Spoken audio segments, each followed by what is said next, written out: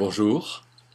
Aujourd'hui, nous allons parler de la patience et notamment avec cette remarque que Dieu fait à Ananias en acte 9 à l'égard de l'apôtre Paul quand Dieu dit à Ananias: Je lui montrerai à Paul combien il doit souffrir pour moi. Voilà une expression qu'on trouve en acte 9 au verset 16. Alors peut-être que pour comprendre cette expression-là et la question de patience, on peut parler de la conversion de Paul et mettre un peu des mots sur ce qui s'est passé. Globalement, dans la conversion de Paul, les changements ont été pénibles. Qu'est-ce qui se passe? Paul, c'était quand même un monsieur qui était très en vue, hein, qui organisait les équipes pour persécuter les chrétiens, qui avait un rôle très important dans le judaïsme et des responsabilités. Alors, Paul, par exemple, avait des objectifs. Et ces objectifs étaient, pour lui, non seulement que le judaïsme aille bien, mais que les concurrents au judaïsme et tous ceux qui apportaient de l'ombre au judaïsme alors aillent moins bien. Donc ces objectifs qui étaient de persécuter l'Église, les chrétiens, comme il le dit lui-même, ces objectifs étaient très très marqués. Et donc un premier changement qui a eu lieu chez Paul, c'était de changer ses objectifs. Et c'est sûr que de rencontrer Jésus euh, glorieux, il tombe de cheval, il y a une grande lumière qui le rend aveugle, il devient aveugle, et puis cette voix qu'il entend qui lui dit: Je suis Jésus que tu persécutes, c'est vrai que c'est quelque chose de tout à fait particulier et qui l'amène donc à avoir des changements dans les objectifs. Mais autre changement, c'est aussi le changement dans les moyens. Paul n'hésitait pas à mettre à mort, à persécuter, à mettre en prison, à être très dur avec les gens. Et il y a quelque chose qui change radicalement dans son approche.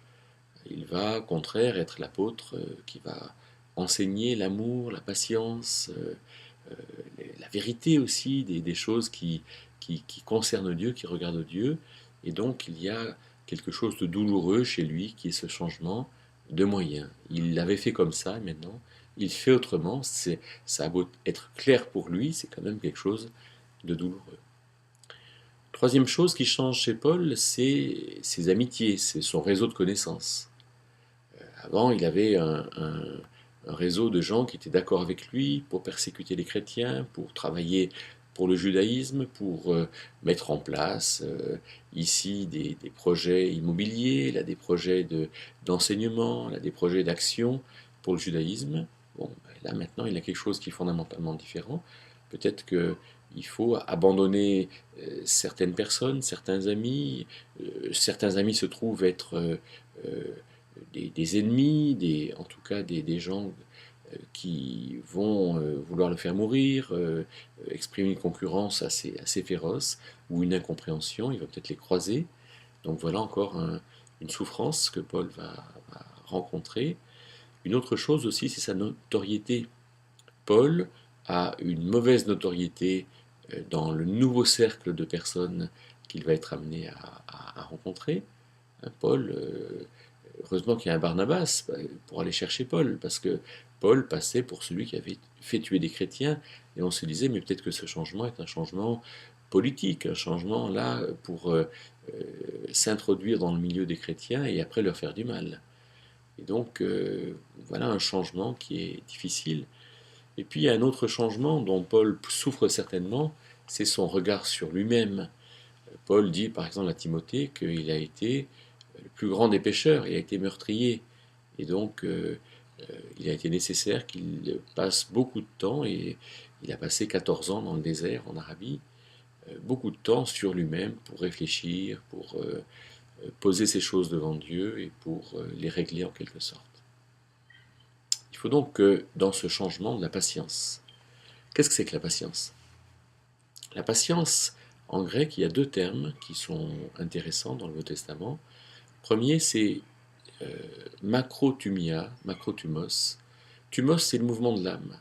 Et macrothumos, c'est un peu comme si j'utilisais cette force intérieure, mais vous savez, dans la macrophotographie, on utilise l'appareil photo pour regarder une toute petite chose et grossir énormément.